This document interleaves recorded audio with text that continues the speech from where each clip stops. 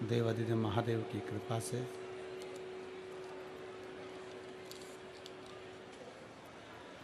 उनकी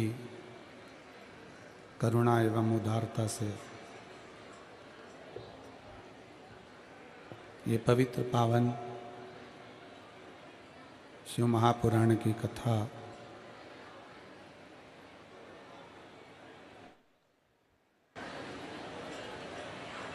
वीर सैनिकों की, क्रांतिकारियों की ये पवित्र भूमि भगवान देवादिदेव महादेव भगवान शंकर का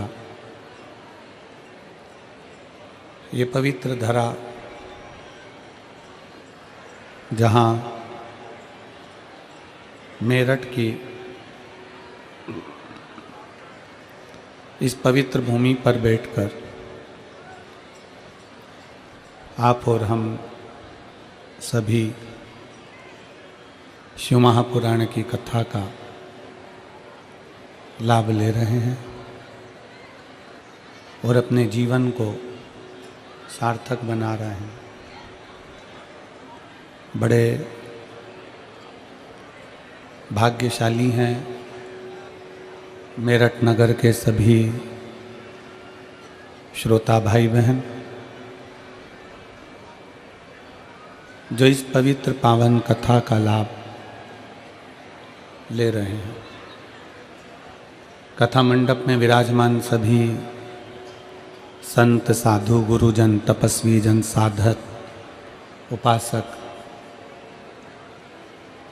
ब्राह्मण जन एवं सभी मेरठ नगर के विद्वान जन को प्रणाम करते हुए कथा के मुख्य आयोजक श्री केदारेश्वर सेवा समिति मेरठ, मुख्य यजमान श्री संदीप गोयल, श्रीमती रश्मि गोयल जी, श्री आशीष बंसल जी, श्रीमती पूनम बंसल जी, संरक्षक डॉक्टर ब्रजभूषण जयप्रकाश जी अग्रवाल, डॉक्टर राम कुमार जी गुप्ता, अध्यक्ष कृष्ण कुमार जी गुप्ता, महामंत्री आशीष जी बंसल, ऋषि जी अग्रवाल, राजेश जी, सुमित जी, अनिल जी, विपिन सिंघल जी, सुमित सिंघल जी, राहुल जी, अर्ची सिंघल जी, आशीष प्रताप सिंह जी, पवन बंसल जी एवं बबीता बंसल जी। एक बार सभी यजमान परिवार के लिए जोरदार ताली बजाकर उनका स्वागत, वंदन, अभिनंदन, जिन्होंने इस पवित्र कथा का लाभ आप और हमको दिया है और अपने जीवन को सार्थक बनाने का जो अवसर आपको और हमको मिला है। आज कथा का छठा दिवस है, जिसको हमारी भाषा में शिव महापुराण कथा का मध्य शिवरात्रि भी कहते हैं।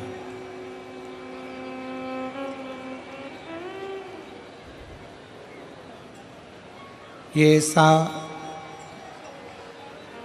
कथा के मध्य में जो छठा दिन पड़ता है, 5 दिन की कथा में जो चतुर्थ दिन पड़ता है,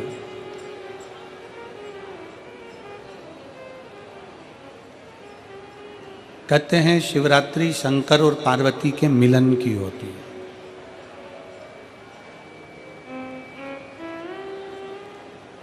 शिवरात्रि के दिन भगवान देवादिदेव महादेव और माता पार्वती का मिलन हुआ।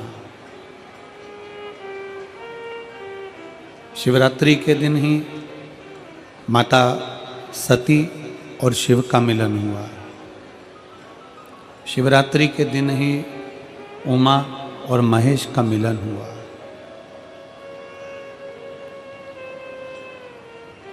बारह महीने जो शिवरात्रि पड़ती है उसमें भगवान शंकर और पार्वती का मिलन माना गया।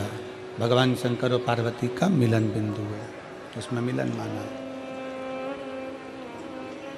पर जो शिव महापुराण की कथा होती है, कथा के मध्य में शिव महापुराण की कथा के अंतर्गत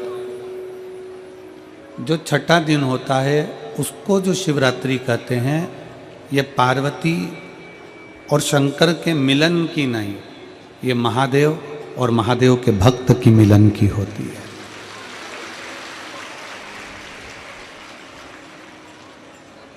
भगवान शिव और भगवान शंकर के जो परम भक्त होते हैं, जो शिव महापुराण की कथा को श्रवण करते हैं, चाहे टीवी चैनल के माध्यम से सुने, फेसबुक यूट्यूब के माध्यम से सुने, चाहे वो कथा के पंडाल में बैठकर सुने,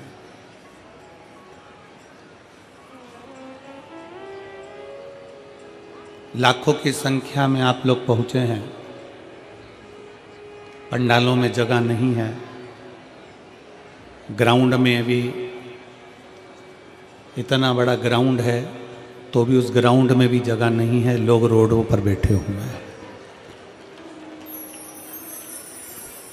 और इस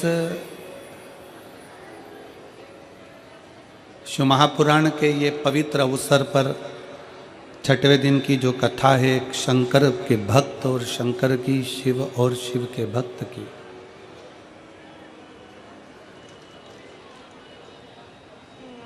जैसे शिवरात्रि के दिन पार्वती और शंकर का मिलन होता है, उसी तरह ये 7 दिन की कथा में जो छठा दिन होता है, उस कथा का छठा दिन भक्त और भगवान का, शंकर और शंकर के भक्त का मिलन होता है। कहते हैं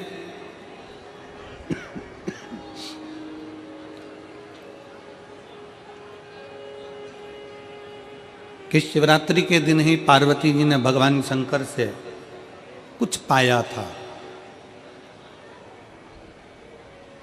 पार्वती जी भगवान शंकर की आराधना करती हैं, शिव की स्तुति करती हैं, शिव स्मरण करती हैं, शिव भक्ति करती हैं।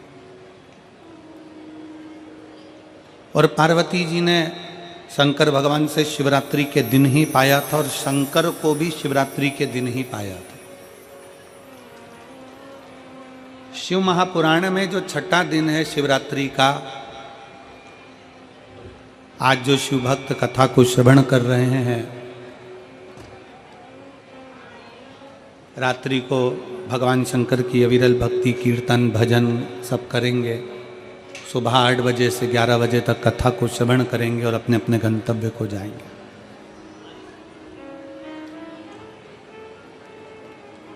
ये भगवान शंकर की एक अविरल भक्ति है। आपको मौका मिला है भगवान शंकर से अपने दिल की बात कहने का।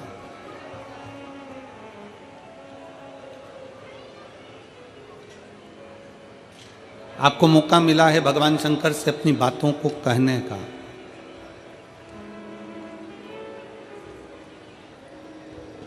और कोई कहे कि गुरुजी क्या भगवान सुनता है?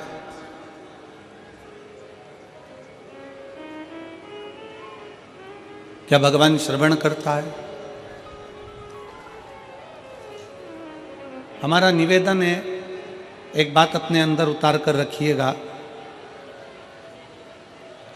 आप किसी को गाली दो,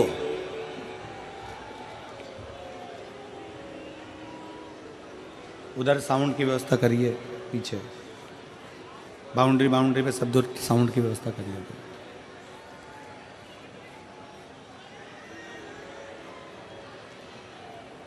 आप किसी को अपशब्द कहते हो, आप किसी को ताना देते हो, आप किसी को गाली देते हो, आप किसी को आड़ा टेढ़ा कहते हो, जिसको तुमने अपशब्द कहा, जिसको तुमने ताना दिया, जिसको तुमने गाली दी,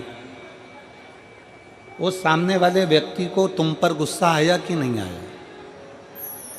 जम के बोलो जरा, आया ना? तुम किसी को अपशब्द कह रहे हो, तुम किसी को ताना दे रहे हो, तुम किसी को गाली दे रहे हो, तुम किसी को आड़ा टेढ़ा कह रहे हो, तो जिसको तुम अपशब्द कह रहे हो, जिसको तुम गाली दे रहे हो, जिसको तुम ताना दे रहे हो, उसको गुस्सा आता है। जैसे ही तुमने उसको गाली दी वैसे ही उसको गुस्सा आया। जैसे ही तुमने अपशब्द कहा वैसे ही उसको गुस्सा आया। तुम्हारे अपशब्द बोलते ही उसको क्रोध आ जाता है। तुम्हारा आड़ा टेढ़ा बोलते ही उसको क्रोध आ जाता है, गुस्सा आ जाता है। अब जरा विचार करिएगा कि तुम्हारे आड़ा टेढ़ा बोलने पर सामने वाले को क्रोध आ जाता है, तुम्हारे अपशब्द बोलने पर सामने वाले को गुस्सा आ जाता है, तुम्हारे शब्दों से सामने वाले को गुस्सा आ जाता है। जब तुमने अपशब्द कहा तो सामने वाले को क्रोध आ गया, गुस्सा आ गया और वो क्रोधित हो गया। तो जरा विचार करिएगा कि जब हम कुछ बोलते हैं तो सामने वाले को क्रोध आता है, तो जब हम भगवान शंकर का नाम उच्चारण करेंगे, श्री शिवाय नमस्तुभ्यम बोलेंगे, पंचाक्षर मंत्र नमः शिवाय बोलेंगे, षडाक्षर मंत्र ओम नमः शिवाय बोलेंगे, गाली बकने पर, अपशब्द कहने पर सामने वाला जब हमको पलट कर देख सकता है, तो हमारे मंत्र के जाप से भी भोलेनाथ हमें पलट कर देख सकता है। भगवान शिव हमको पलट कर देख सकता है, भगवान हमको निहार सकता है। और तेरी कृपा बिना न हिले एक भी अणु, लेते श्वास तेरी कृपा से तनु तनु। बखान क्या करूं मैं रातों के ढेर का, चपटी भभूत में खजाना कुबेर का। हे गंगाधार मुक्ति द्वार ओमकार तू, भोले ओमकार तू। आयो शरण तिहारी शंभु तार तार तू। बखान क्या करूं मैं राखों के ढेर का, चपटी भभूत में है खजाना कुबेर का। हे गंगाधार मुक्ति द्वार ओमकार तू, भोले ओमकार तू। आयो शरण तिहारी शंभु तार तार तू। क्रोध क्यों ना है? आपके शब्द बोलने से सामने वाले को क्रोध आ जाता है कि तुम्हारे मुख से श्री शिवाय नमस्तुभ्यम बोलने से मेरा भोले बाबा भी आ जाता है, मेरा शिव भी आ जाता है। केवल दिखावे से नहीं, शंकर भगवान को दिल से जिसने पुकारा, मेरा शंकर उसके सामने प्रकट हुआ दिल से। और फिर निवेदन है मेरे शंकर को, तुम्हारे दिमाग लगाने की जरूरत नहीं है शिव महापुराण में। फिर निवेदन है जितने भी श्रोता भाई बहन कथा को सुनने के लिए आए हैं, वो अपना दिमाग यहाँ ना लगाएं, यहाँ दिल लगाएं। दिमाग लगाने के लिए घर है और दिल लगाने के लिए शिव महापुराण की कथा। अपने मन को लगाओ।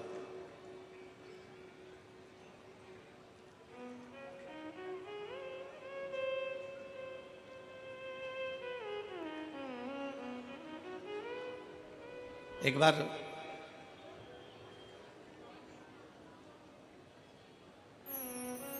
भृगु ऋषि के मन में एक भाव उत्पन्न हो गया कि तीनों देवताओं की परीक्षा ली जाए। भृगु ऋषि के मन में भाव जागृत हुआ कि तीनों देवताओं की परीक्षा करेंगे। और भृगु ऋषि सबसे पहले ब्रह्मा जी के पास में पहुंचे।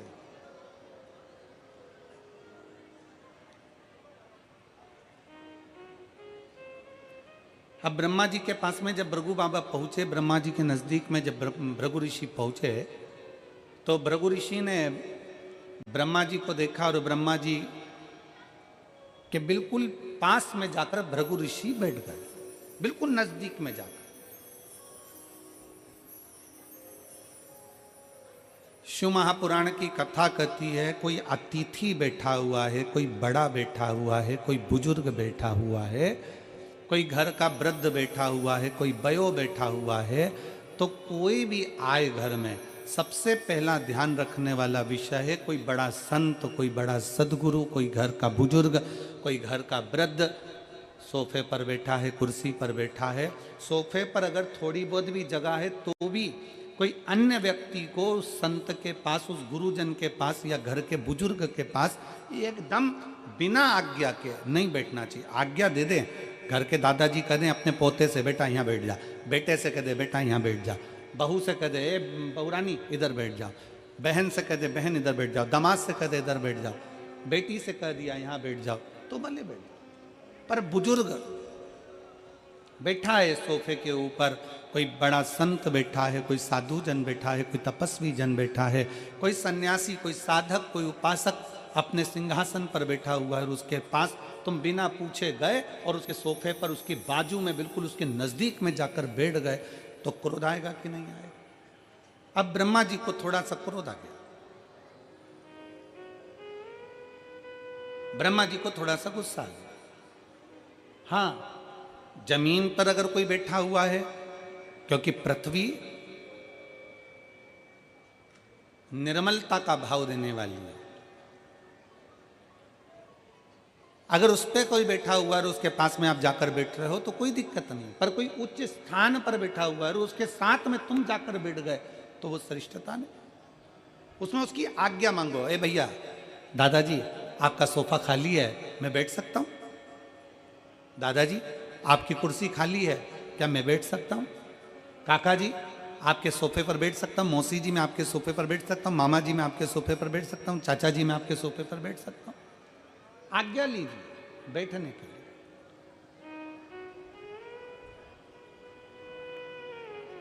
आशीष जी, जब ये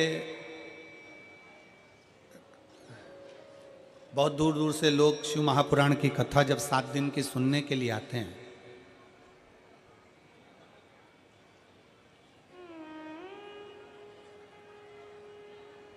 तो यहाँ शंकर जी की कथा सुनने के लिए जब पंडाल में पहले दिन, एक दिन पहले जब भक्त पहुँचते हैं तो वहाँ दरी बिछाते हैं, अपनी चटाई बिछाते हैं। देखा तुम लोगों ने? दर्शन करें और नहीं करे हों, अगर मेरठ वालों ने अगर रात्रि के दर्शन नहीं करे हों तो आज रात के इस पंडाल के दर्शन जरूर करना, यहाँ के कीर्तन के दर्शन करना।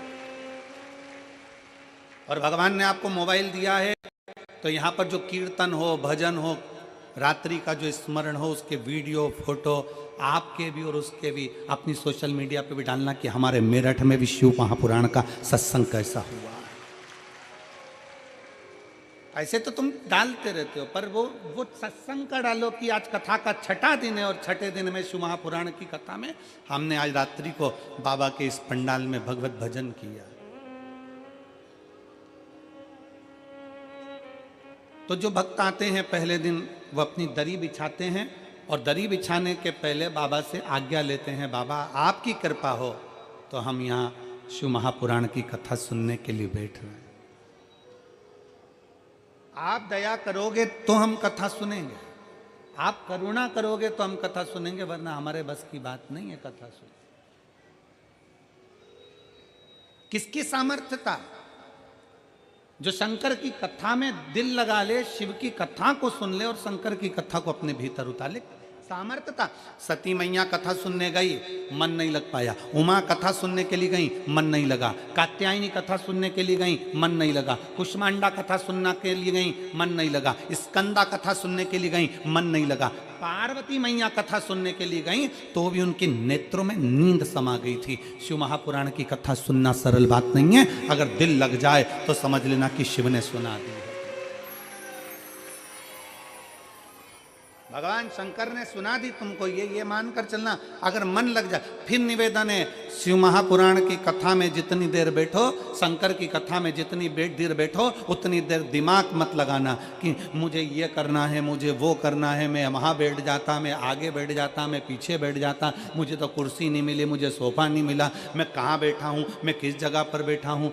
दिमाग बिल्कुल मत लगाओ। ये कथा को तुम जरा, मैं कहूँ आस्था चैनल वालों से जरा दिखाइएगा, लोगों को नीचे जगह नहीं मिल रही तो गाड़ियों की छतों पर कहाँ कहाँ चढ़ चढ़ के लोग बैठे हुए हैं, दीवालों के ऊपर ना जाने कहाँ कहाँ जगह मिल गई उनको, ऑटो तक के ऊपर बैठे हुए हैं, कहीं गाड़ियों के ऊपर, कहीं पानी के टैंकरों के ऊपर, कहीं जगह होए तो बैठे व्यक्ति।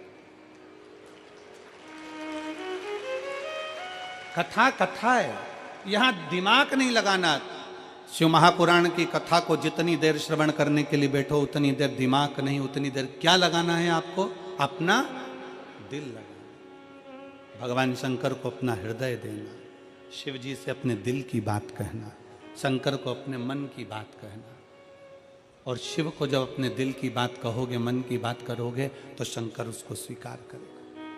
यहाँ जितने कथा को सुनने के लिए आते हैं, पहले बाबा से कहते हैं, बाबा आप कथा कहेंगे, हम सुनेंगे, आपकी आज्ञा होगी तो हम कथा सुन पाएंगे, आप आज्ञा करेंगे तो हम रह पाएंगे, वरना घर में ढेर काम आ जाते हैं। कोई ने फ़ोन कर दिया, आना पड़ेगा, जाना पड़ेगा, लोग फ़ोन कर देते हैं, घर पहुंचना पड़ेगा, जरूरी काम आ गया, ये काम आ गया, तो वहां जाना पड़ेगा। और तेरी कृपा बिना ना हिले एक भी अणु, लेते हैं श्वास तेरी कृपा से तनो तनो। पार्वती जी भी मन लगाने के लिए बैठी थी कथा में, पर उनकी निंद्रा लग गई थी। सती माता मन लगाने के लिए बैठी थी कथा में, पर उनका ध्यान बढ़ गया था, भीतर अहंकार उत्पन्न हो गया।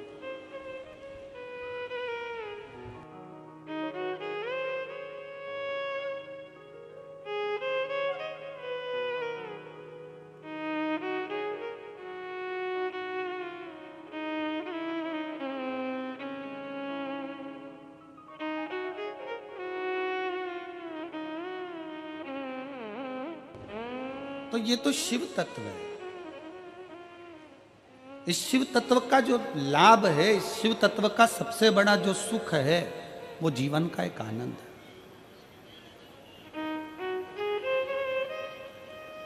और मैंने तेरे ही भरोसे, जितने बैठे हो सब गाइए, मैंने तेरे ही भरोसे हवा बिच उड़ती जावांगी, बाबा डोर हत्तो छड़ी ना मैं कटी जावांगी, भोले मैं तेरी पतंग, शंभो मैं तेरी पतंग, हवा बिच उड़ती जावांगी, बाबा डोर हत्तो छड़ी ना मैं कटी जावांगी। आप जितने यहाँ कथा के पंडाल में जितनी देर बैठो, उतनी देर दिल लगाइए, दिल मन लगाइए, हृदय लगाइए। आएंगे कई लोग, दिमाग लगाने वाले भी बहुत सारे आएंगे यहाँ पर। जब रुद्राक्षोत्सव सीहोर में हुआ, तो रुद्राक्षोत्सव में भी बहुत लोगों ने दिमाग लगाया, ऐसी ऐसी न्यूज़ें फैलाई कि ये मर गए ने, वो जी गए ने, इतनी भीड़ हो गई ने, धक्का हो गई ने, मुक्की हो गई। आखिरी में जब पूरी मीडिया पहुंची, सब कुछ देखा तो एकदम नॉर्मल था।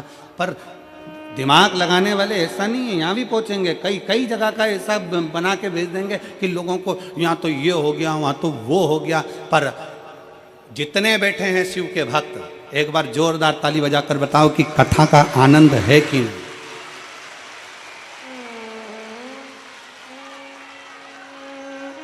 दोनों हाथ उठाकर एक बार हारा महादेव। अब यहाँ किसको, सब अपनी मस्ती में बैठे हैं, एक पंडाल, दो पंडाल, तीन पंडाल, पीछे के पंडाल, सब अपनी मस्ती में बैठे हैं। यहाँ कोई किसी को कोनी भी नहीं मार रहा, मार रहा जम के तो बोलो जरा, यहाँ कोनी वो कहते हैं ना, ये तो प्रेम की बात है उद्धव, बंदगी तेरे बस की नहीं है। यहाँ तो दम दम में होती है पूजा, कोनी मारने की भी फुर्सत नहीं है।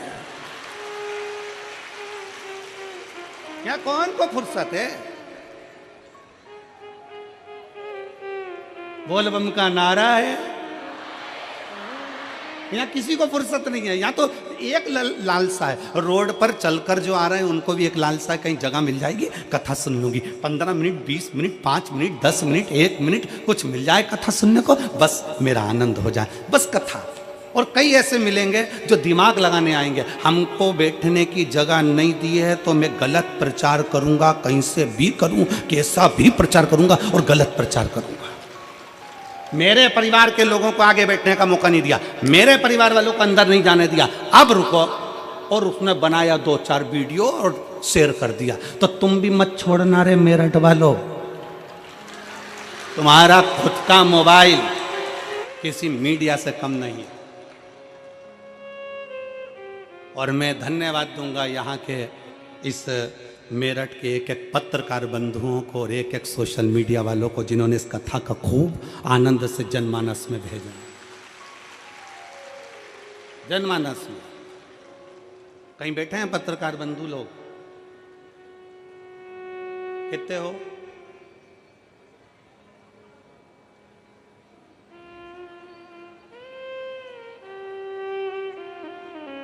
हाथ उठाओ जरा, कितने हैं?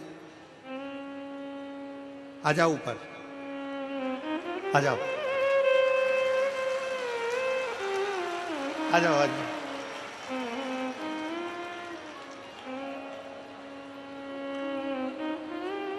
मेरा निवेदन केवल पत्रकार आए, इसके सिवा उनके परिवार वाले नहीं आएंगे, वो वहीं रहे, ओनली पत्रकार।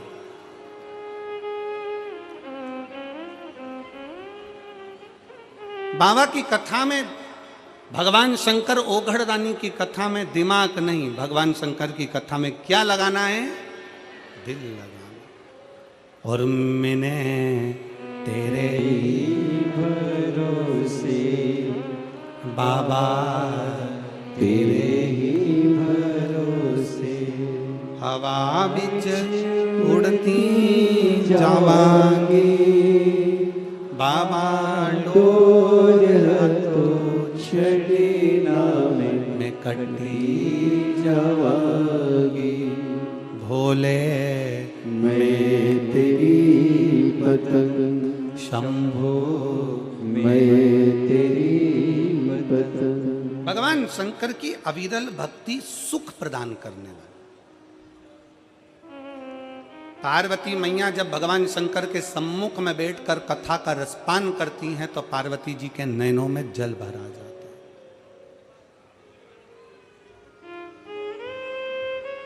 पार्वती जी के नैनों में जल भर आ जाता है, नेत्र में जल। पार्वती क्यों? पार्वती जी के नैनों में जब कथा सुनने के लिए बैठ रही थी तो जल इसलिए भरा गए। 2 चीजें पार्वती जी के नैनों में आई थी, एक जल भरा गया था, फिर निंद्रा भी समा गई। पार्वती जी के नैनों में कथा चालू होने के पहले जल इसलिए आ गया था क्योंकि पार्वती जी को अपने पूर्व जन्म का भान होता गया। मैं सती बनी थी, कुंभज ऋषि के यहाँ कथा सुनने के लिए गई थी। कथा सुनने के लिए जब मैं कुंभज बाबा के यहाँ पहुँची तब उस जगह पर मेरा मन कथा में नहीं लगा था, मेरे भीतर अहंकार आ गया था और कथा मुझसे छूट गई थी। फिर पार्वती जी को उमा बनी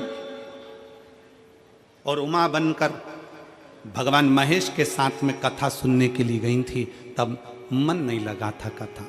फिर माता पार्वती कात्यायनी बनी, भगवान शंकर के साथ कथा सुनने के लिए गई।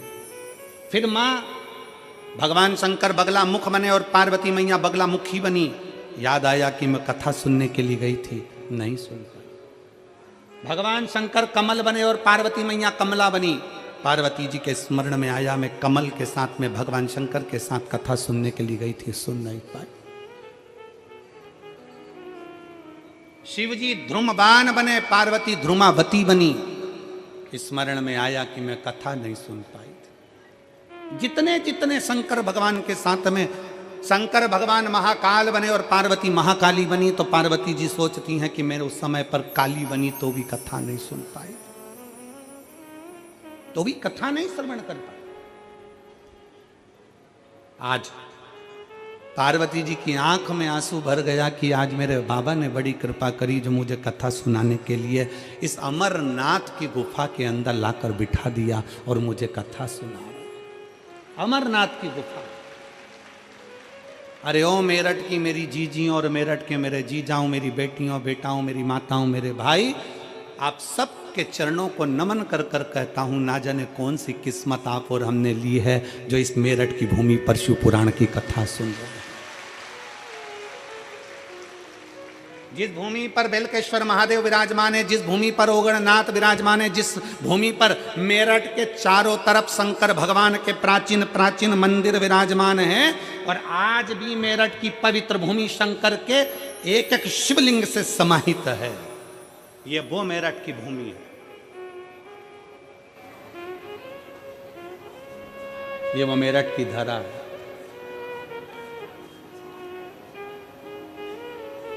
जहां बैठकर आप और हम कथा सुन रहे हैं। कई माताएं ऐसी हैं यहां बैठी हुई हैं जो हापुड़ में कथा सुनने गई थी। हाथ उठाओ जरा, हापुड़ वाली हो। ये देखो, इतनी सारी माताएं हापुड़ गई थी, और हापुड़ में इन सब माताओं ने वहां बैठकर जरूर भगवान से कहा होगा कि मेरठ में भी शिव पुराण की कथा हो। आशीष जी, गोयल जी कहाँ गए? गोयल जी नहीं बैठे हैं? कहाँ दिख नहीं रहा है? बैठे नीचे हैं क्या? अच्छा, तो हम कहें यजमान परिवार दोनों से, गोयल जी और आशीष जी से, कि ये इनका पुण्य सामने आया है तो तुम जजमान बनकर शिव पुराण की कथा श्रवण कर रहे हो। ये पुण्यता है, ये आनंद का।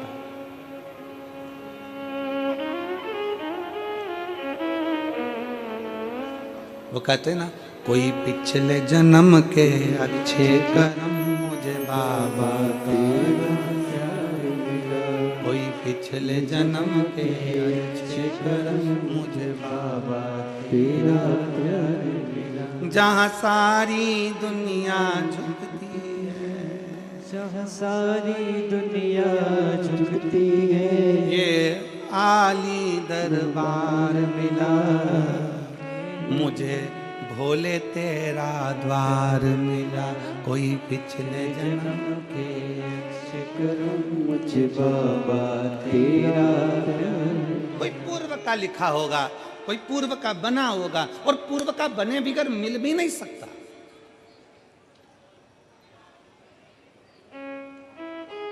कल कथा में अपन ने सुना था, पूर्व का कर्म हमारा, पूर्व का कर्म।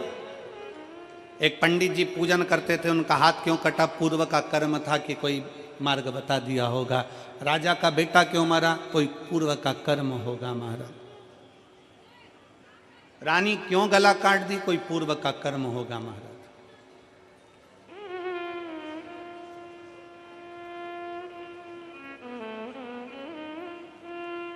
और केवल आप और हम नहीं, शिव महापुराण की कथा कहती है कि पूर्व के कर्म का भोग तो परमात्मा को भी भोगना पड़ता है, परमात्मा को भी भोगना पड़ता है। शंकर भगवान ने सूर्यदेव के पुत्र यमराज के प्राण हर लिए थे, यम के प्राण हर लिए थे।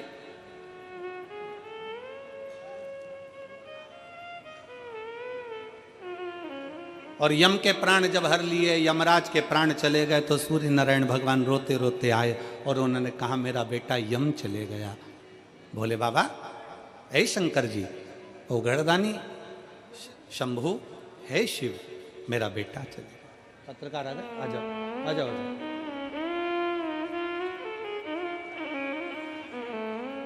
मेरा बेटा यम चले गए, मेरा बेटा।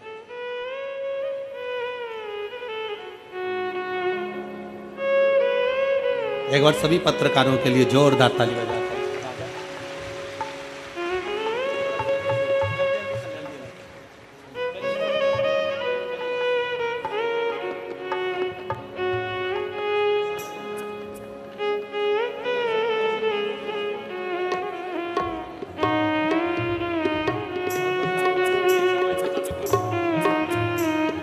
जोरदार ताली बजाइए, जिनकी कलम हर पल हर घड़ी शिव तत्व को मेरठ की भूमि पर देती है।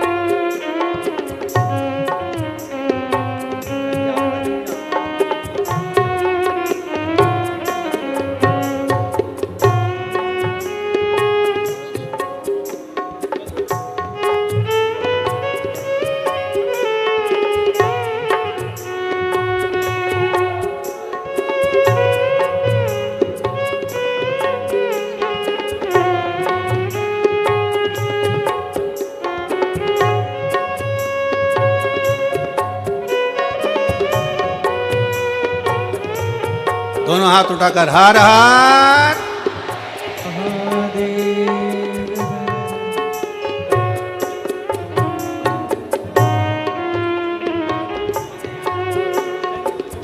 ओगड़दानी भगवान शिव, त्रिकालदर्शी कैलाशी भगवान शंकर। पार्वती मैया के मन में ये भाव इसलिए नयनों से जल बह रहा है माता पार्वती के नयन से कि मैंने इतने जन्म गंवा दिए और हर जन्म में मुझे कथा सुनने को मिली, पर मैं कथा सुनने जा नहीं पाई, मेरा दिल नहीं लगा पाया। कितने जन्म मैंने निकाल दिए और हर जन्म में मैंने कथा सुनने का प्रयास किया, पर कथा श्रवण नहीं कर पाया। कितने जन्म, एक जन्म की तो बात ही नहीं। कितने कितने जन्म निकाल दिए माँ ने, कितने जन्म।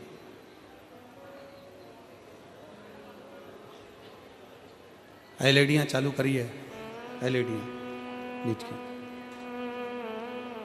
और कितने जन्म मैंने निकाल दिए और मुझे भगवान की कथा श्रवण करने का मौका नहीं मिला। पर आज माता पार्वती जी जब बैठी अमरनाथ की गुफा में, और अमरनाथ की गुफा में बैठकर माता पार्वती जी ने जैसे ही कथा को श्रवण करना प्रारंभ करा, मन लगा माता पार्वती जी का कथा में, चित्त लगा माता पार्वती जी का कथा में। पर कुछ देर बाद माता पार्वती के नयनों में निंद्रा समा गई।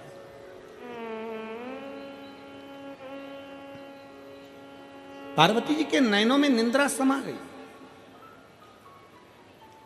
और पार्वती जी के नयनों में जैसी निंद्रा समाई तो भगवान शंकर ने, आखिरी में भगवान शंकर ने दोनों हाथ उठाकर जैसे ही जय घोष करा, बोल शिव महापुराण की। जैसे ही जय घोष करा, जय घोष करते से ही पार्वती जी के नेत्र की निंद्रा खुल गई।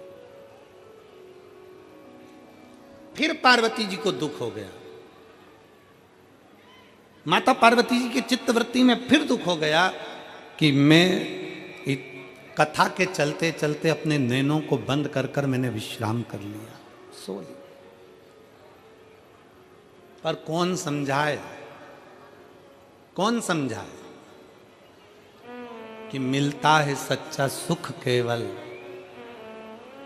भगवान तुम्हारे चरणों में।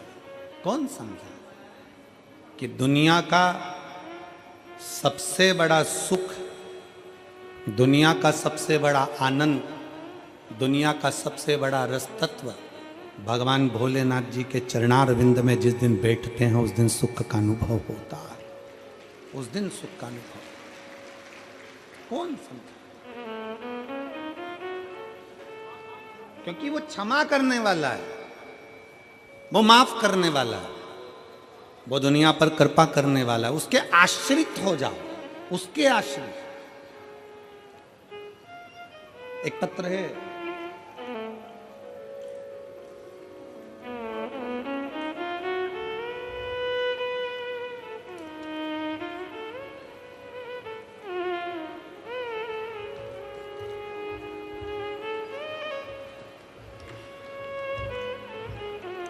और ठंड में पंखा भेजा है।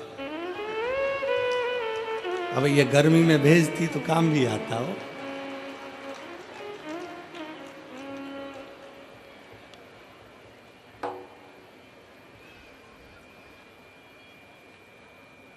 अब पहले पत्र के ऊपर की लाइन पढ़ो, फिर मेरे को पढ़ के सुनाओ, फिर मैं तुमको पत्र पढ़ के सुनाऊंगा।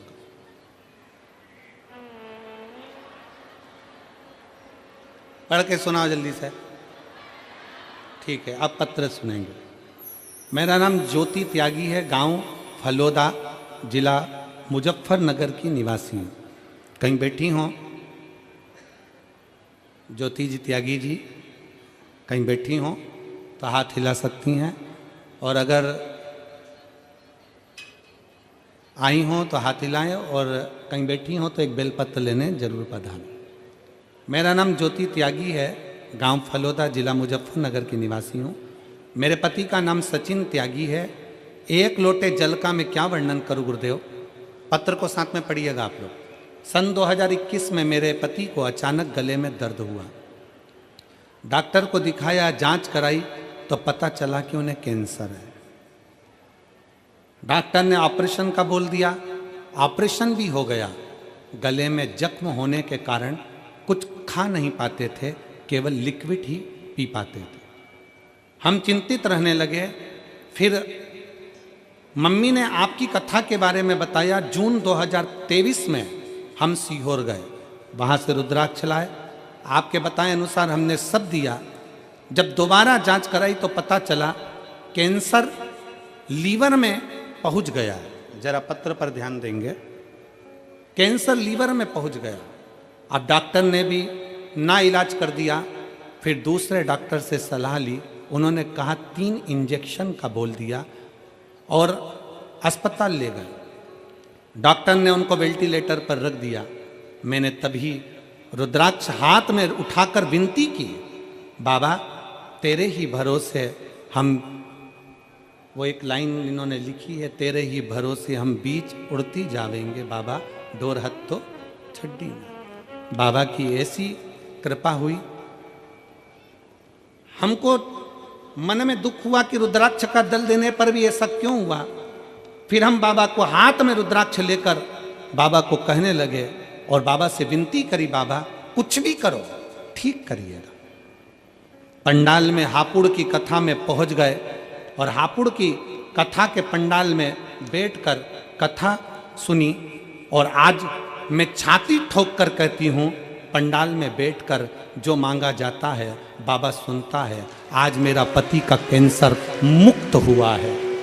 आज मेरे पति का कैंसर मुक्त हो गया। मैं यहाँ बाबा को दिल से धन्यवाद देने के लिए इस कथा के पंडाल में पहुँची हूँ। नाम है ज्योति त्यागी, गांव फलोदा, जिला मुजफ्फरनगर की निवासी हूँ।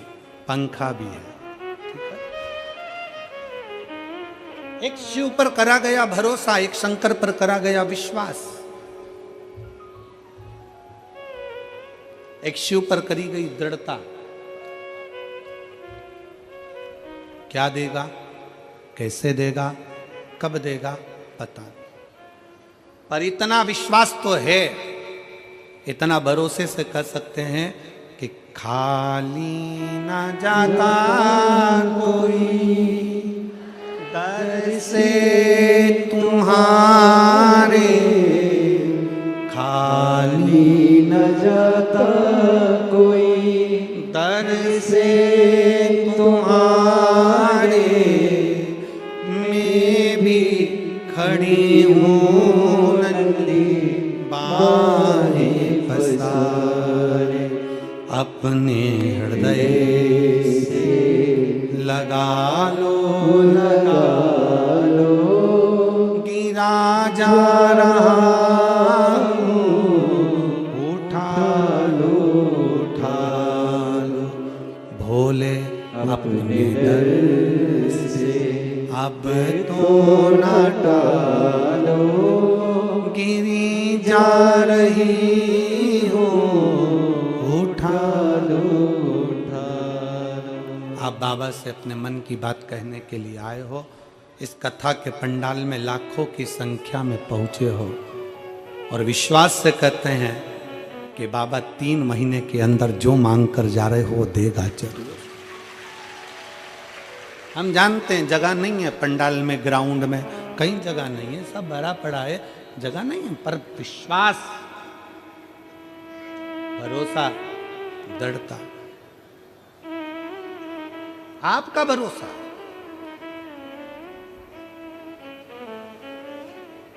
पार्वती जी के मन में फिर गिलानी उत्पन्न होने लगी। मैं कथा सुनने के लिए आई थी और कथा ना मिला।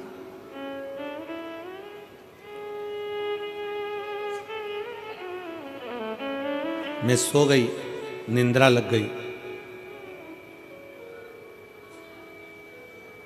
मेरी चित्तवृत्ति फिर रह गई। जिस दिन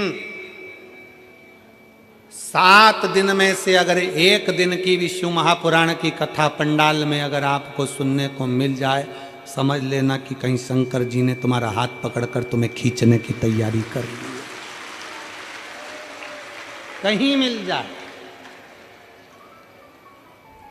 एक पत्र है, एक तो निवेदन है, ऐसा डिजाइन में पत्र मत बनाया करो। अब क्या क्या पढ़ूं और कहां से शुरू करूं, ये तो उसी में का हाल है। एक व्यक्ति नाई की दुकान पर गया और नाई की दुकान पर जाकर बैठ गया, और जैसे ही नाई की दुकान पर बैठा तो नाई को गुस्सा आ गया, क्योंकि नाई ने देखा कि उसकी खुपड़िया पे केवल 8 बाल थे। इतना गुस्सा आया नाई को, तो नाई गुस्से में पूछा,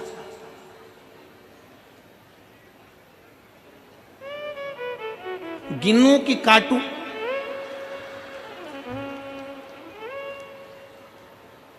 वो व्यक्ति बोला, कलर कर दे।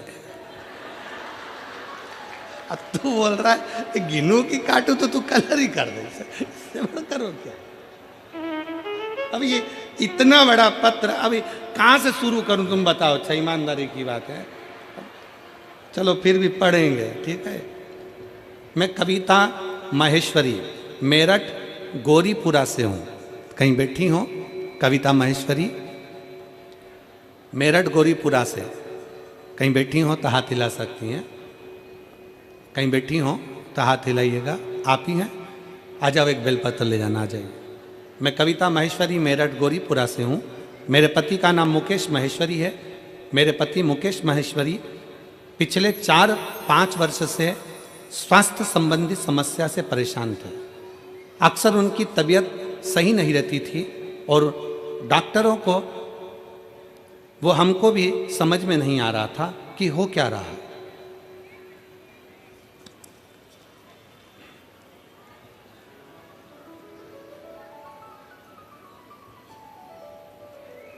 हमें समझ में नहीं आया कि हो क्या रहा है। उनकी तबीयत ज़्यादा खराब होने लगी, जिससे हमारी चिंता बढ़ गई। हमने उन्हें डॉक्टर को दिखाया, तब डॉक्टर ने बताया कि उनकी दोनों किडनी सही से काम नहीं कर रही और उन्हें क्रॉनिक किडनी डिजीज CKD है। डॉक्टर ने तुरंत किडनी ट्रांसप्लांट का बोल दिया। ट्रांसप्लांट का जैसे ही बोला, पर हमारा मन नहीं माना और हम उनको दिल्ली अपोलो अस्पताल में दिखाया। वहाँ भी सारी जांच के बाद डॉक्टर ने किडनी ट्रांसप्लांट का सलाह दी। हालांकि हमने किडनी ट्रांसप्लांट नहीं कराया, हमें हमारे भगवान भोलेनाथ पर भरोसा था और उन्हें डायलिसिस पर रखना पड़ना शुरू कर दिया।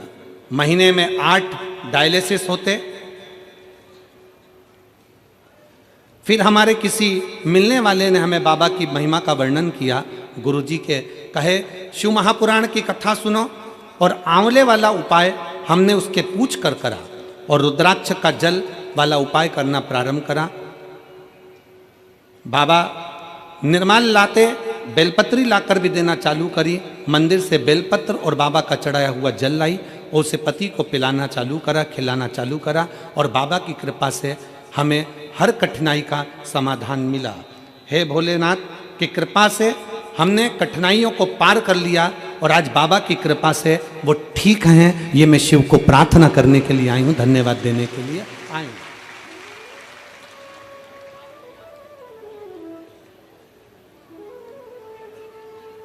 जो डायलिसिस हफ्ते में एक बार होता था, बाबा का रुद्राक्ष का जल पीने से वो डायलिसिस अब महीने में एक हो गया। मैं बाबा को प्रणाम कर कर धन्यवाद देने आई हूँ कि अब धीरे धीरे डॉक्टर बोल रहे हैं कि किडनी ने काम करना प्रारंभ कर दिया। मैं शिव को नमन करने के लिए, ये शिव तत्व है, ये ओघड़ी है शंभु, ये त्रिकालदर्शी कैलाशी अविनाशी है। एक विश्वास, एक भरोसा।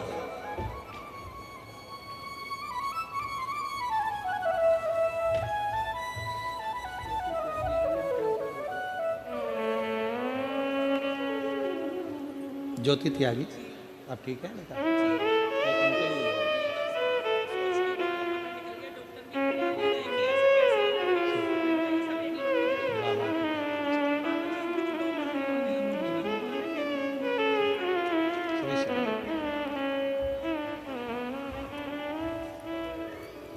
पीछे की एलईडियां चालू करवाइए। शिव तत्व की प्राप्ति हो। शिव महापुराण की कथा कहती है जितना विश्वास आप बाबा देवादिदेव महादेव पर करेंगे, भगवान शंकर को एक लोटा जल समर्पित कर कर भगवान शंकर से अपने मन की बात कहेंगे, मेरा ओघड़नाथ, मेरा शिव, मेरा त्रिकालदर्शी कैलाशी विनाशी उसको स्वीकार करें। मिल जाए कथा श्रवण करने को तो साधुता दीजिए। आदर करना ना भूलें। भृगु बाबा ब्रह्मा जी के पास में जाकर बैठ गए, एकदम नजदीक में जाकर भृगु ऋषि के बिल्कुल, भृगु ऋषि ब्रह्मा जी के बिल्कुल करीब में जाकर बैठ। और जब ब्रह्मा जी ने देखा तो ब्रह्मा जी को थोड़ा सा क्रोध आया कि मुझसे बिना पूछे, बिना आज्ञा के, बिना बोले आकर बैठ गए। कम से कम मुझे बोलना तो था, मुझसे पूछना तो था।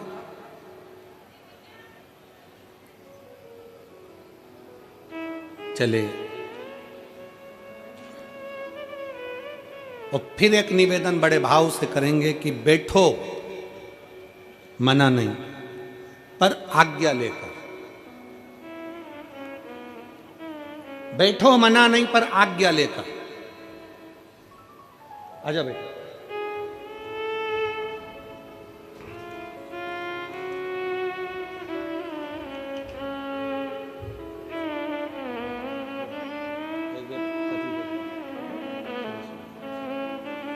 कविता जी महेश्वरी।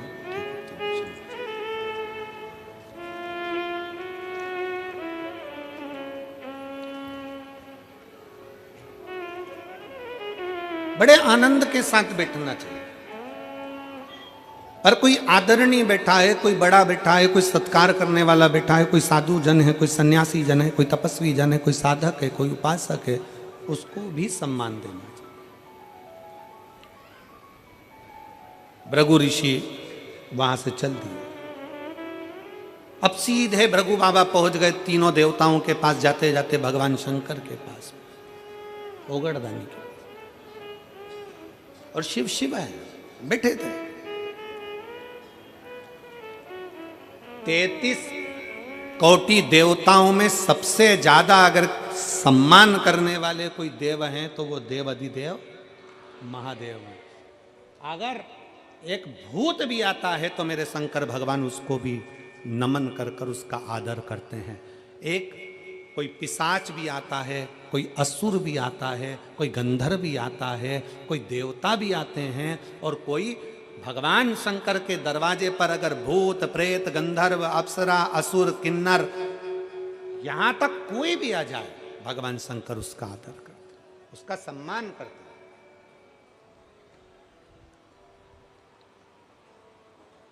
कौन होगा संसार में जो किसी किन्नर के लिए देवताओं से युद्ध कर ले? किसी किन्नर के लिए? जब भगवान शंकर अपना अर्धनारीश्वर स्वरूप का दर्शन दिए, ब्रह्मा जी से कहा गया कि तुम सृष्टि को आगे बढ़ाओ, तो ब्रह्मा जी भगवान शंकर के अर्धनारीश्वर स्वरूप को जान नहीं पाए थे। शंकर भगवान ने कहा था कि आधे पुरुष आधे स्त्री बनाना, 4 पुरुष बनाओ तो 4 स्त्री बनाओ, 5 पुरुष बनाओ तो 5 स्त्री बनाओ, 10 पुरुष बनाओ तो 10 स्त्री बनाओ। ब्रह्मा जी इस बात को जान नहीं पाए थे और ब्रह्मा जी अर्धनारीश्वर स्वरूप का दर्शन देखकर समझ गए कि आधा आधा बनाना है, तो उन्होंने एक ही व्यक्ति को आधा पुरुष आधा स्त्री बना दिया था, तो वो किन्नर उत्पन्न हो गए। और जब किन्नर उत्पन्न हुए, पूरी पृथ्वी पर किन्नर ही किन्नर दिखने लगे, तब भगवान नारायण भगवान शंकर जी के साथ आ रहे थे और नारायण ब्रह्मा जी की बनाई सृष्टि को देखकर हंस दिए और हंसते से ही बोले, गजब कर दिया ब्रह्मा जी, तुमने पूरी सृष्टि में किन्नर ही किन्नर कर दिया। जैसे ही भगवान नारायण हंसे, हंसते से ही भगवान शंकर को क्रोध आ गया कि सृष्टि ब्रह्मा जी ने बनाई है और आप उस पर हंस रहे। हे नारायण, भगवान विष्णु, तुम ब्रह्मा जी की बनाई हुई सृष्टि पर हंसे हो, इसलिए तुम्हें भी एक बार पृथ्वी पर जाकर किन्नर बनना पड़ेगा। भगवान नारायण को भी भगवान शंकर ने कह दिया था कि तुम्हें पृथ्वी पर जाकर किन्नर बनना पड़ेगा, तुम्हें पृथ्वी पर जाकर किन्नर बनना पड़ेगा। और शिव महापुराण की कथा कहती है,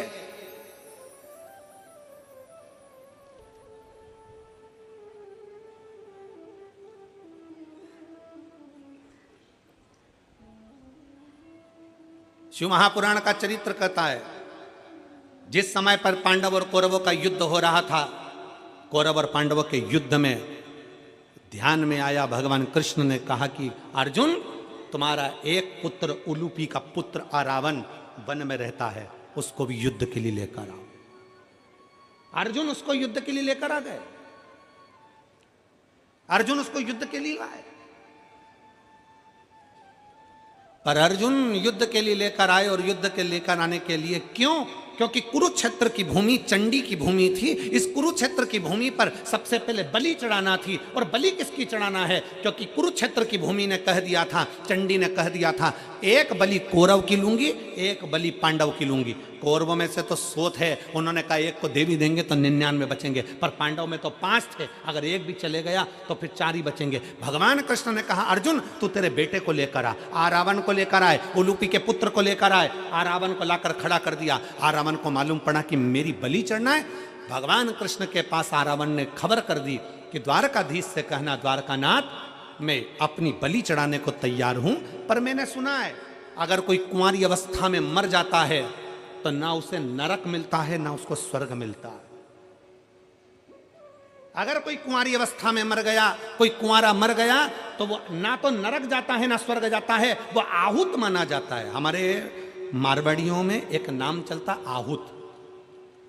आहूत मतलब वो कुंवारा चले गया, कुंवारी अवस्था में चले, उसकी गति नहीं है, ना उसको पिंड मिल रहा है, ना उसको तर्पण मिल रहा है, ना उसको जल मिल रहा है, ना भोज मिल रहा है, वो तड़पता रहता है।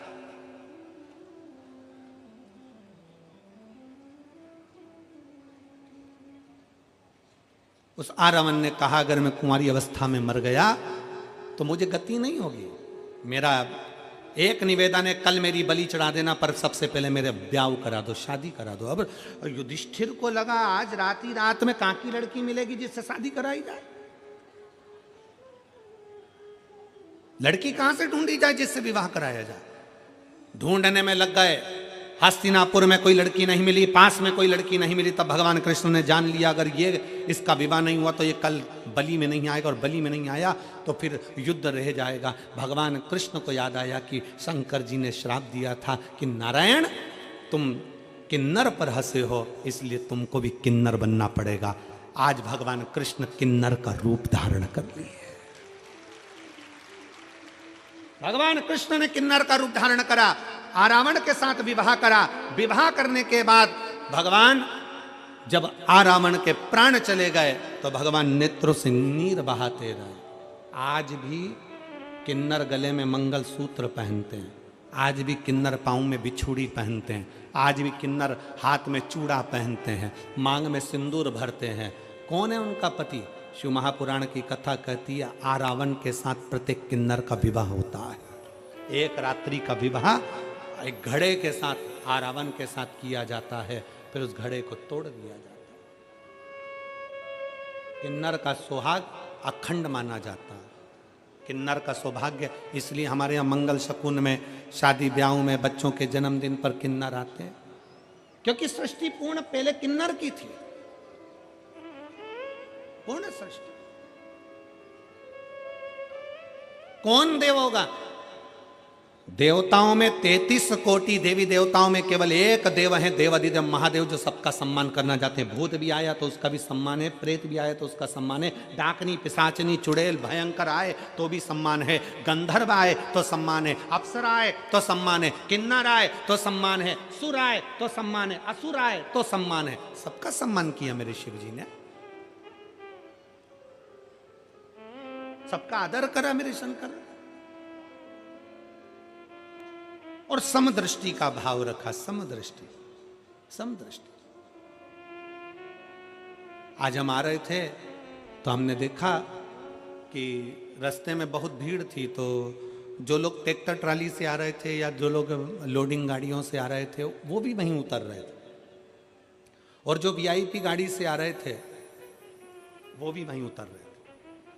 मैं मेरठ के कलेक्टर महोदय को, SP, SSP, IG, commissioner, TI, SDM, DM, यहाँ के सारे पदाधिकारियों को, एक एक पुलिस कर्मचारियों को, यहाँ के मीडिया को, सबको साधुवाद देता हूँ कि एक एक पुलिस वाले ने बिल्कुल समदृष्टि से यहाँ कार्य किया। उसके लिए साधुता,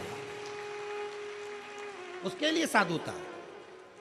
गरीब भी आ रहा था तो भी उन्होंने गाड़ी वहां खड़ी करवाई, और अमीर भी। हमने इस बात के लिए वो शिवम बेटे को, जो शिवम गाड़ी लेकर आ रहे थे, गोयल, हमने उसको कहा बेटा शिवम से, वो पीछे करण बेटा था, हमने उनको भी कहा यहाँ समता का भाव ये देखने को मिला। इसलिए यहाँ की प्रशासन को, मैं मेरठ प्रशासन को बहुत बहुत साधुवाद देता हूँ। एक बार जोरदार ताली बजाकर उनको साधुवाद दीजिए इसके लिए, बहुत साधुवाद। सब में समता का भाव।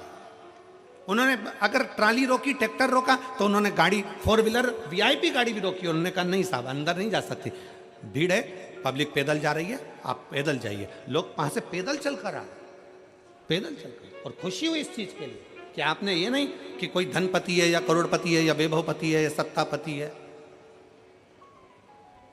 और होना चाहिए। आप वैभवपति, सत्तापति देखोगे वो भी तो किसी का पति है। तो उन्होंने समता का भाव रखा, इसके लिए मेरा साधुवाद है। सबसे बहुत बहुत साधुवाद है यहाँ के प्रशासन को, बहुत सारा, बहुत सुंदर तरीके से ये लाखों की भीड़ को, अपार जन समुदाय को यहाँ के प्रशासन ने जो संभाला है, एक बार जोरदार ताली बजाकर बहुत बहुत साधुवाद, बहुत सारा, बहुत। एक शिव तत्व की लहर का, भगवान शंकर की अविरल भक्ति में समता का भाव होना चाहिए, क्योंकि मेरे शंकर शमशान में निवास करते हैं। मेरे शिव के पास में भेद नहीं है। अमीर भी जाएगा तो बांस पर, गरीब भी जाएगा तो बांस पर, अमीर भी जाएगा तो सफेद कपड़े में, गरीब भी जाएगा तो सफेद कपड़े में। जहां सबकी शान सम है उसी का नाम सम शान है। बराबर देखता, उसमें भेद नहीं है।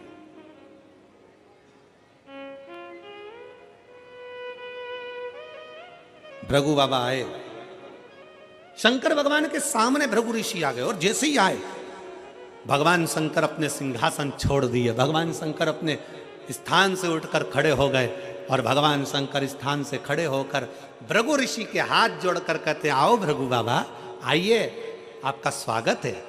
और जैसे ही भृगु ऋषि पास में आने लगे, शंकर भगवान दोनों हाथ फैलाकर भृगु ऋषि को गले लगाने लगे। भृगु ऋषि को गले।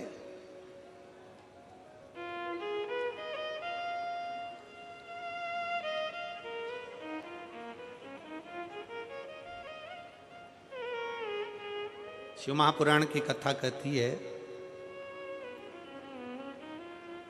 विद्वान से ज्यादा श्रेष्ठ होता है विद्यावान। कौन?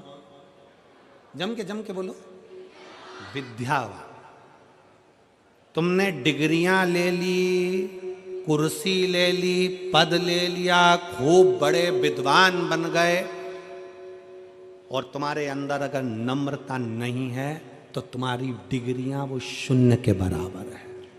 तुम्हारी डिग्रियां शून्य के बराबर है। विद्वान से बड़ा होता है विद्यावान। इसलिए हनुमान जी महाराज को कहा जाता विद्यावान, गुणी अति चातुर, राम काज करीबे को आतुर। हनुमान जी को विद्यावान कहा गया, विद्वान नहीं। हनुमान जी विद्वान नहीं कहे गए। और जिसमें कितने बड़े विद्वान थे, अष्ट सिद्धि नव निधि के दाता, असवर दीन राम रसायन तुम्हारे पास, सदा रहो रघुपति के। कितना विद्वत्ता, अष्ट सिद्धियां उनकी, नव निधियां उनकी, सारा वैभव, सारा धन, सारा ज्ञान, सब कुछ हनुमान जी में था। सब कुछ था हनुमान जी में। फिर भी हनुमान जी के आगे विद्वान नहीं लिखा गया, उनके आगे लिखा विद्यावान। एलईडी वालों उनसे निवेदन है, एलईडी का ध्यान दीजिए थोड़ा। मेरा माताओं से निवेदन है, अगर एलईडी नहीं चल रही है तो सावधानी से कथा सुनिए। हो सकता है भीड़ के कारण बस पिन वगैरह निकल जाती है, तो हो सकता है। विद्वान और विद्यावान दोनों में अंतर, दोनों में। शिव पुराण कर रही है, भगवान शंकर की कथा कर रही है, शंकर जी का पावन चरित्र कर रहा है, भगवान शिव का पवित्र चरित्र कर रहा है, शिव महापुराण की कथा कर रहा है। अगर भगवान ने आपको अच्छा पद दिया है, आपको अच्छी कुर्सी दी है, आपको अच्छी प्रतिष्ठा दी है, आपको अच्छी सत्ता दी है, आप बहुत पढ़े लिखे हो, बहुत विद्वान हो, तो निवेदन है उस विद्वान के साथ में तुम विद्यावान भी बनो। अगर कोई आए, कोई साधारण भी आए ना, तो उसको झुक कर प्रणाम करना प्रारंभ करो। ये विद्यावान की निशानी है, विद्यावान की निशानी।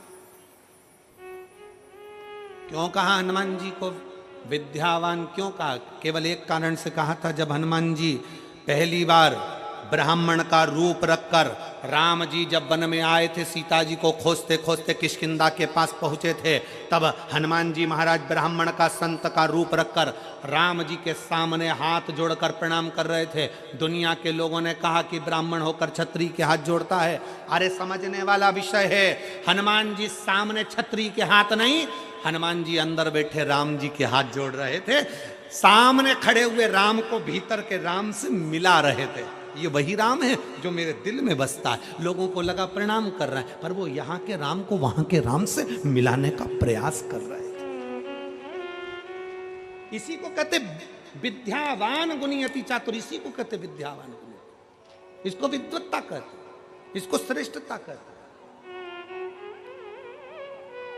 और फिर निवेदन है, शिव महापुराण की कथा कहती है, भगवान शंकर का चरित्र कथा है, शिव तत्व कहता है कि विद्वान और विद्यावान दोनों में बहुत अंतर है। निवेदन है फिर कि हमें विद्वान नहीं, हमें विद्यावान बनना है। और विद्यावान का सबसे बड़ा लक्षण होता है कि उसके भीतर की नम्रता, विद्यावान का सबसे बड़ा लक्षण होता है उसके भीतर की कोमलता, विद्यावान का सबसे बड़ा लक्षण होता है उसके भीतर की श्रेष्ठता, विद्यावान का सबसे बड़ा लक्षण होता है कि वो सम्मुख में जो आया हुआ है उसको प्रणाम करना, उसको नमन करना, उसको गले से लगाना, उसको हृदय से लगाना, उसको श्रेष्ठता से लगाना। हर हर शंकर भगवान सब कुछ वही कर रहे हैं। भृगु ऋषि आए सामने, शंकर भगवान ने बाहें फैला ली, बाहें। और देव शंकर को सबसे ज्यादा क्या दे, क्या शिव की कथा कर रहे। भृगु ऋषि भगवान शंकर के सामने जाकर खड़े हो गए। बाबा ने अपनी दोनों भुजाएं फैलाई। बाबा अपनी दोनों बाहें फैलाते। ब्रह्मा जी ने बाहें नहीं फैलाई। और अभी आप आगे कथा सुनेंगे, भगवान विष्णु ने भी बाहें नहीं फैलाई। बाहें किसने फैलाई? जम के बोलो जरा, देव अधिदेव बाप है।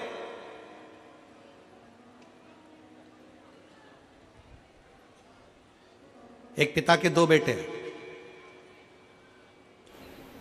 एक बेटा कहता, पापा मुझे मेरी जायदाद का हिस्सा दो, मुझे तुम्हारे साथ नहीं रहना। तुम आज की सोच के हो, मैं तुम पुरानी सोच के हो, मैं आज का सोच का हूं। मैं आज के विचार का व्यक्ति हूं, मुझे तुम्हारे साथ नहीं रहना, मेरी जायदाद का हिस्सा दो, अब भी कि अभी मुझे मेरी प्रॉपर्टी चाहिए। पिताजी ने वकील बुलवाया, वकील साहब से कहा सर मेरा बेटा जायदाद का हिस्सा मांग रहा है। वकील साहब ने कहा आपके कितने बेटे हैं? कहा 2। मेरा ये बेटा जायदाद का हिस्सा मांग रहा है। तुम्हारा बड़ा बेटा भी जायदाद मांग रहा है क्या? नहीं, वो मना कर रहा है, मेरे को नहीं चाहिए। एक काम करो, वकील साहब बोले 3 हिस्से प्रॉपर्टी के करो, एक तुम्हारा, बड़े बेटे का, छोटे बेटे का। ठीक है, छोटे बेटे को जायदाद का हिस्सा दिया, वो शहर चले गया। छोटे से गांव से निकलकर बड़े शहर में गया तो शहर में जाते से ही उसके 3 मित्र बन गए। पहला ताली, दूसरा थाली, तीसरा प्याली। कौन कौन से बने? जम के बोलो जरा। ताली, ताली मतलब प्रशंसा करने वाले, वाह वाह वाह, जोरदार, बहुत बढ़िया, और कर, मतलब गलत काम में डुबाना। दूसरे नंबर पर है थाली मित्र, होटल में ले जाकर खिलाने वाले, इसलिए खिलाते हैं कि आज हमारे पैसे से खिलाएंगे, कल इसका पूरा धन हम ही जीम जाएंगे। थाली मित्र। और तीसरे नंबर पर जम के बोलो जरा, प्याली मित्र। अपने पैसे से पीना सिखाते हैं, जब आदत हो जाती है, लत लग जाती है, तब उसके पैसे से खुद पीते हैं और उसको बर्बाद कर देते हैं। ये 3 मित्र हैं, 3 मित्र। नशे से मुक्त हो,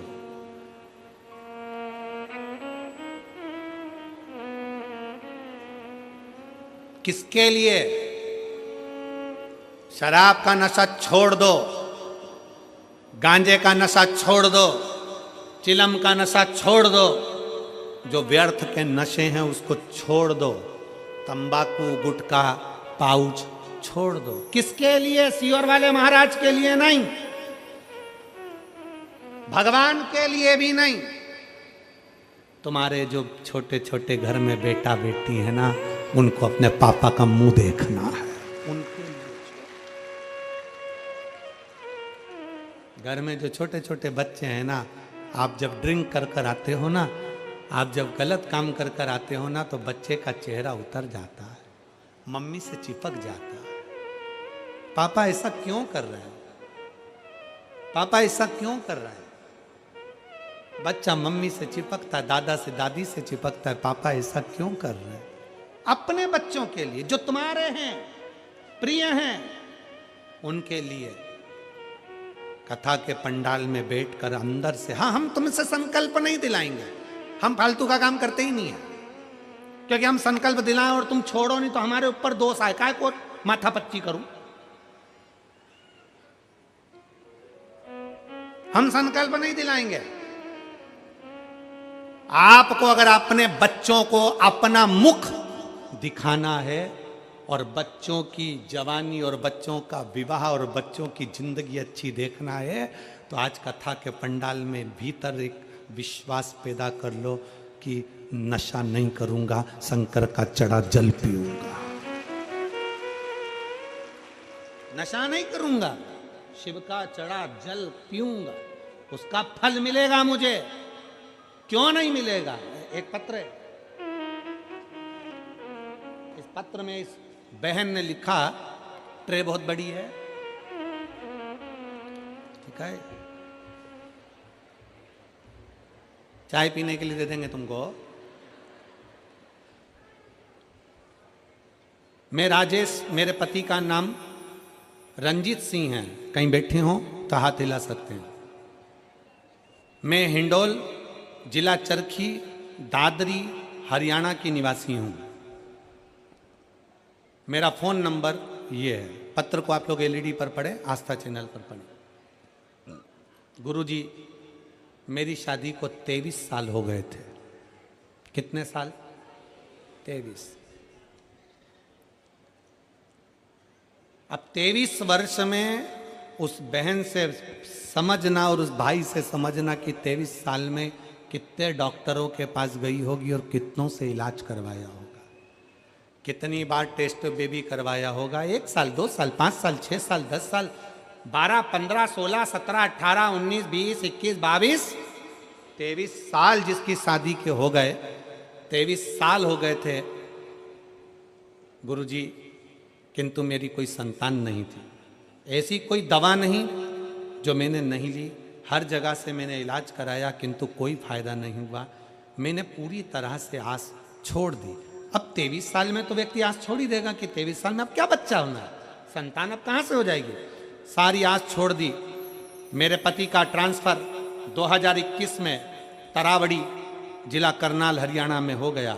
वहाँ पर मैंने एक धर्म बहन बनाई। जो धर्म बहन थी उसकी ननद ने मुझे शिव महापुराण की कथा के बारे में बताया। मैंने आपकी कथा सुनी और शिव जी पर 1 लोटा जल चढ़ाना शुरू किया और पशुपति नाथ के व्रत किए। 16 फरवरी 2022 को मैं सीहोर के रुद्राक्ष महोत्सव में पहुंच गई और आप सबको हमारी तरफ से फिर निवेदन है, 25 फरवरी का रुद्राक्ष महोत्सव है, बन सके एक बार बाबा के उस रुद्राक्ष महोत्सव में अवश्य पधारें और अपने जीवन को धन्य बनाएं।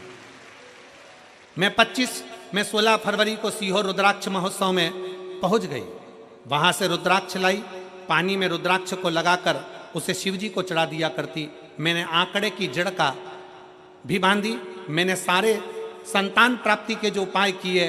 कुछ समय बाद भोले बाबा ने मेरी ऐसी प्रार्थना सुन ली और 22 जनवरी 2024 को मैं गर्भवती हो गई और बाबा की कृपा से 9 सितंबर को मेरे घर में संतान ने जन्म ले लिया। 23 साल के बाद मेरे बाबा ने मेरे घर में औलाद दी है। कितने साल के बाद? 23 वर्ष। तो ट्रे ले जाओ और चाय पियो। लाइन अच्छी लिखी है, आप और हम गुनगुनाते हैं। मुझे भोले बाबा ने बहुत दे दिया है, तेरा शुक्रिया है, तेरा शुक्रिया है।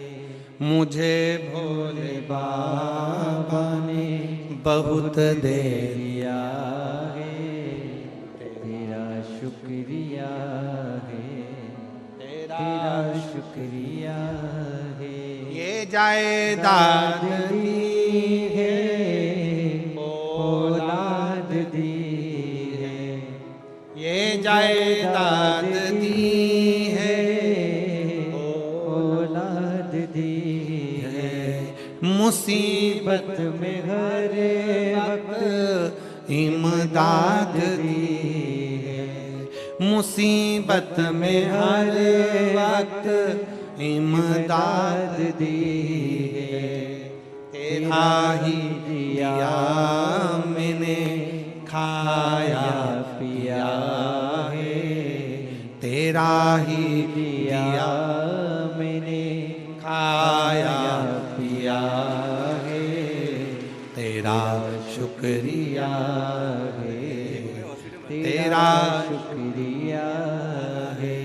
मुझे भोले बाबा ने बहुत दे दिया है, तेरा शुक्रिया है, तेरा शुक्रिया। ये तेरी उदारता, ये तेरी करुणा, तेरी कृपा से मिला है मुझको।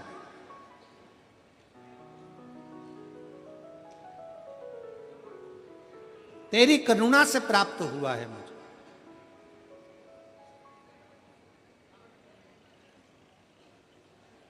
आपसे पूछें 23 साल बाद उम्मीद है कि संतान हो सकती है? मेरी जीजियां विचार कर कर बताना, हो सकता है ऐसा? नहीं, पर विधि लिखना विधाता का काम है और विधि को पलट देना महादेव का काम। विधि को पलट देना महादेव का काम। वो विधान पलट दे तो समझो शिव है। कोई बाबा नहीं, कोई जोगी नहीं, कोई तपस्वी, कोई साधक, कोई उपासक नहीं, और दुनिया में संसार कलिकाल में कोई ऐसा पैदा नहीं हुआ कि तुम्हारे विधि के विधान को पलट दे। पलटेगा तो एक लोटा जल तुम्हारे विधान को पलट सकता है, तुम्हारा विश्वास तुम्हारे विधान को पलट सकता है। ढोंग में मत पड़ना, प्रपंच में मत पड़ना, दिखावे में मत पड़ना, कहीं इधर उधर फालतू के चक्कर में मत पड़ना कि कोई तुम्हारी किस्मत पलट देगा। ना ना, किस्मत तो तुम्हारे हाथ से चढ़ा हुआ एक लोटा जल ही पलटे। सारी समस्या का हल, दोनों हाथ उठाकर, सारी समस्या का हल एक लोटा शिव को समर्पित कर। शंकर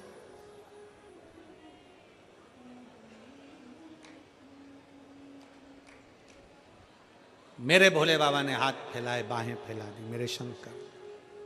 मेरे शंकर ने जैसी बाहें फैलाई, भृगु ऋषि पास में आए। शिव महापुराण की कथा कहती है जैसे एक पिता बेटा कह रहा है मुझे अपनी जायदाद देना है। 3 मित्र बन गए, ताली, थाली और प्याली। 3 मित्र बने और पूरे पंडाल में बैठे हुए लाखों शिव भक्तों से निवेदन है, अपने भीतर शिव के चरणारविंद की प्रीति को बढ़ाओ, विश्वास बढ़ाओ। अपने अंदर हमारे कहने से तुम नशा नहीं छोड़ोगे, हम जानते हैं, पर अपने भीतर से नशे को त्यागने की आदत बनाओ, अपने भीतर से। और जब अपने भीतर से नशे को त्यागने की आदत बनाओगे तो निश्चित है कि नशा छूटेगा, जो छूट जाएगा। प्रीत बाबा से जोड़ो, शंकर से जोड़ो, उसकी भक्ति से जोड़ो। और शंभु शरणे बड़ी मांगू घड़ी रे घड़ी दुख काटो दया करीने दर्शन आपो। शंभु शरणे पड़ी मांगू घड़ी रे घड़ी दुख काटो दया करीने दर्शन आपो। बेटे के 3 मित्र बन गए। तीनों ने उसका पूरा धन, पूरी प्रॉपर्टी जो बेच कर गया था, पूरा की पूरा पैसा ताली, थाली और प्याली के मित्रों ने बर्बाद कर दिया। कंगाल हो गया, 3 साल में रोड पर आ गया। रोड पर कितना साल लगा? जम के बोलो जरा। 3 साल में रोड पर आ गया।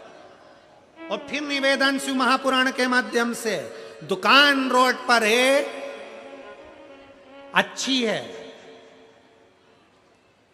चलेगी।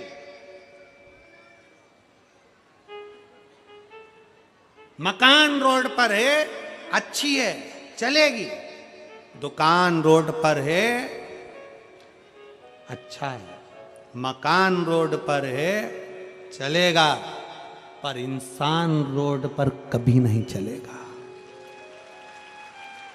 मनुष्य रोड पर आकर खड़ा हो जाए, उसके पास ना घर है, ना दुकान है, ना जमीन है, ना जायदाद है, एकदम सब कुछ बर्बाद हो जाए, रोड पे आ जाए, किसको अच्छा लगेगा? इसकी श्रेष्ठता।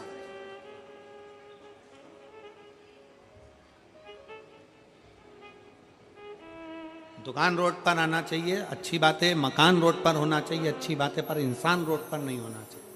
इंसान रोड पर ना है,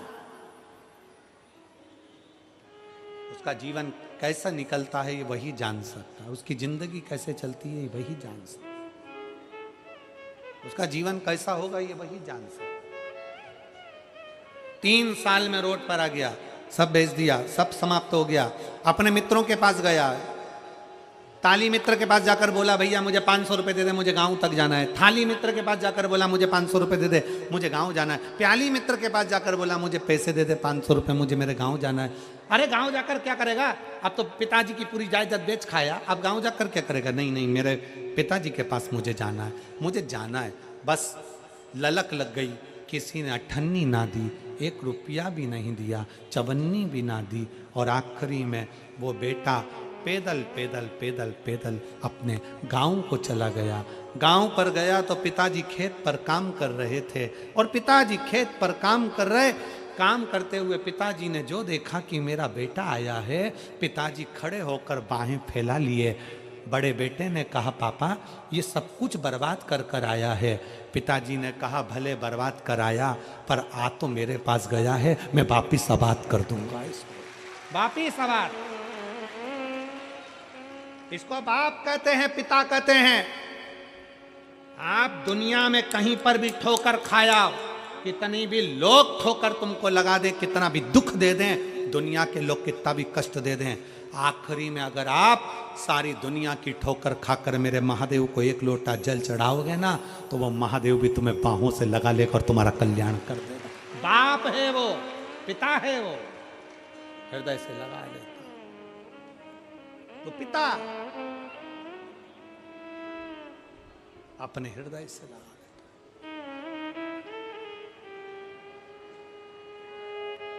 क्यों ना लगाए? महाराज,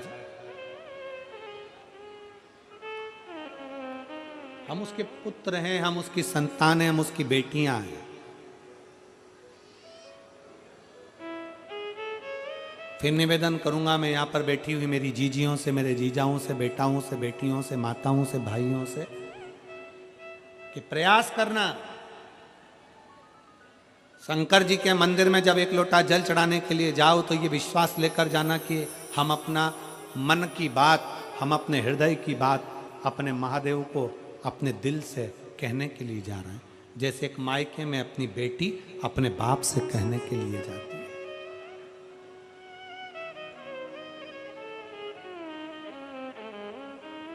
शिव से कहने के लिए कहा,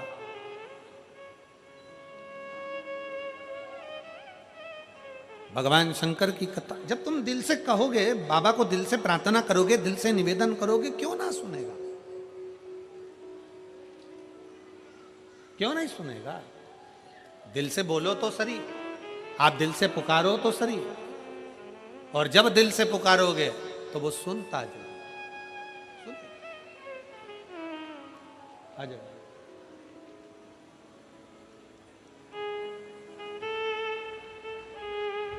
23 साल के बाद हुआ है, एक बार जोरदार ताली बजाकर। शंभो शंभो।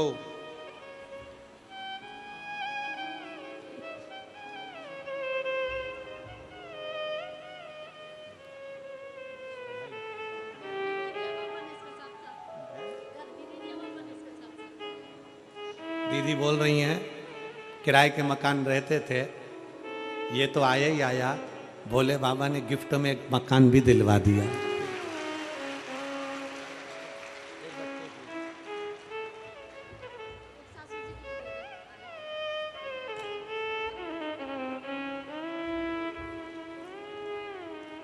शिव तत्व की प्राप्ति, भगवान देवादिदेव महादेव ने अपनी बाहें फैला ली भृगु बाबा को गले लगाने के लिए। भृगु ऋषि को गले लगाने के लिए जैसे ही बाहें फैलाई, वैसे ही भृगु ऋषि पास में तो खड़े ही थे। भगवान शंकर बाहें फैलाते हैं, और जैसे ही बाहें फैलाते हैं तो भृगु ऋषि, शंकर भगवान जब पास में आने लगे उनको गले लगाने के लिए, तो भृगु ऋषि ने उनको रोक दिया। भृगु ऋषि ने रोक दिया।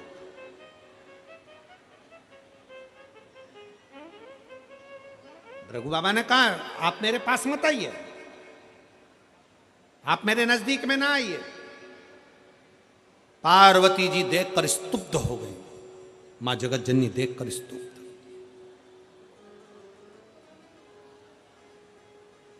ये क्या हो रहा है? ये क्या है? पार्वती जी स्तुब्ध हैं, और एकदम स्तुब्ध होकर माता पार्वती जी ने विचार किया। माता पार्वती जी स्तुब्ध हो गई, और स्तुब्ध होकर माता पार्वती ने विचार करा, ये क्या हो रहा है? ये क्या है?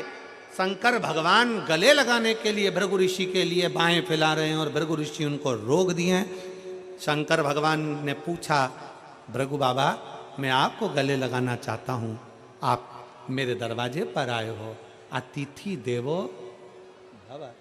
दरवाजे पर अगर अतिथि आए तो उसका आदर होना चाहिए। 33 कोटि देवता में केवल एक देव अधिदेव महादेव ऐसे हैं जो अतिथि का पूर्ण रूपेण सत्कार करते। आप आए, बाहें फैलाई। भृगु ऋषि ने मना कर दिया, आप मेरे गले नहीं लगे, मैं आपके गले नहीं लग सकता भोलेनाथ। शंकर भगवान ने पूछा क्यों? भृगु ऋषि कहते हैं कि आपके तन पर चिता की भस्म लगी है, आपके तन पर चिता की भस्म रमी है, आपके शरीर पर चिता की भस्म है। शंकर भगवान पार्वती जी को देख रहे थे। पार्वती जी शिव जी